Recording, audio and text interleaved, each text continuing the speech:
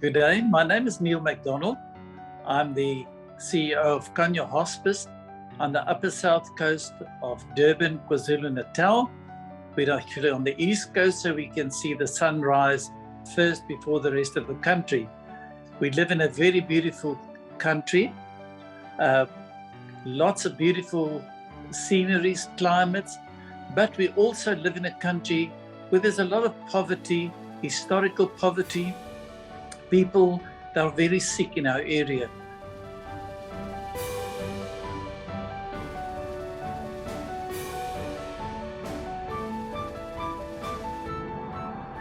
I've got a very happy staff. Most of them have been working here 15 years and longer. And I must take my hat off to my staff. I call them angels because they go out of their way to do what they do. And their passion is there. And yes, it's wonderful to work with a team like that. I'm not a policeman. I don't have to police them. They know what to do.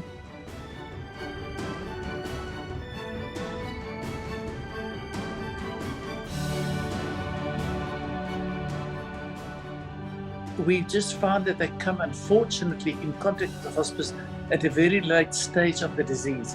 We have seen this before. We would phone, when the nursing sitter would phone and say they're looking for placement for a patient, and we ask, why are you referring the patient here? And of course the answer would be because they run out of medical aid, because they know what we do is for free. They know hospice cares and our care and our services are for free. Our patients vary with all kinds of cancer. We've had lately people with brain tumors, people with breast cancer. Sister Sue, my nursing manager, was telling me, she says, and then they have Alzheimer's as well.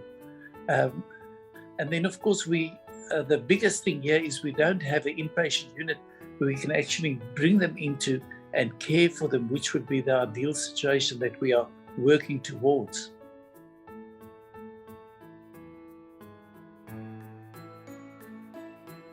We have in the last 2 weeks, 3 weeks, and I can just show you just now, but we also do food parcels for them because we get there and we find these people don't have the basic foods, like mealie meal to make porridge, mealie rice, sam, beans, the normal kind of food that these people would like to eat. And we just find that it's just not there.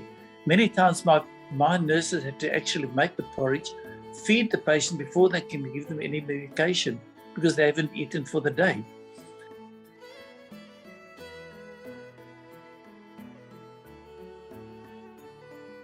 A year ago, we've had very, very heavy storms.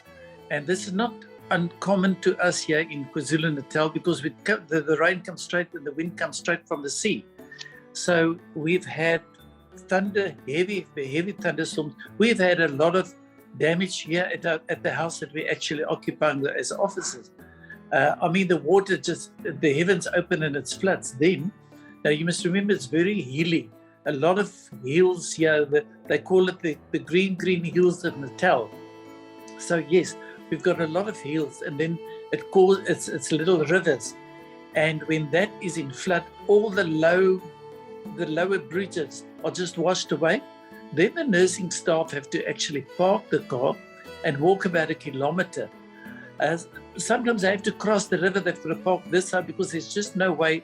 Otherwise, you've got to go 50 kilometers through the mountains, and my nursing staff can't just do that. So they've got to park and carry the water with them because they've got to bed by the patient and also wash their hands. There's not running water because now the rivers are in flood and the water is contaminated.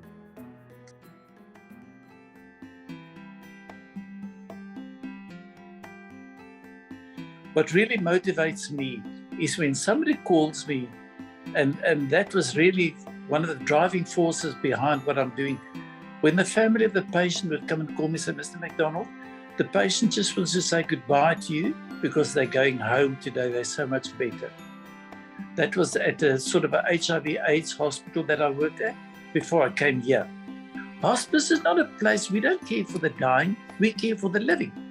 But it costs us money to provide. And seeing that we're not we get no government sponsorship whatsoever.